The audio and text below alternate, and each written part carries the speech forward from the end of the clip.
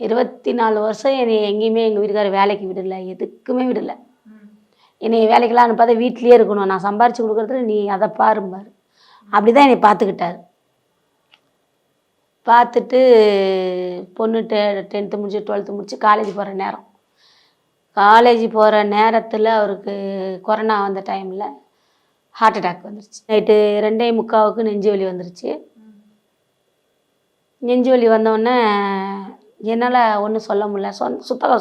சுற்றியும் சொந்தக்காரங்க தான். ஆனால் யாரையுமே எதுவுமே கூப்பிடாத நானே 2 வீலரில் ஒரு உட்கார வச்சு என் தம்பிக்கு விட்டு ஃபோனை பண்ணிவிட்டு ஹாஸ்பிட்டல் அழைச்சிட்டு வந்துட்டேன். நீங்களே 2 வீலரில் எடுத்துகிட்டு கூட்டிகிட்டு வந்துட்டேன். ஆப்ரேஷன் பண்ணுன்னு சொன்னேன்னா எவ்வளோ சார் ஆகும்னு கேட்டேன். எல்லாம் சேர்த்து 8 லட்சம் ஆகுமா அப்படின்னாங்க.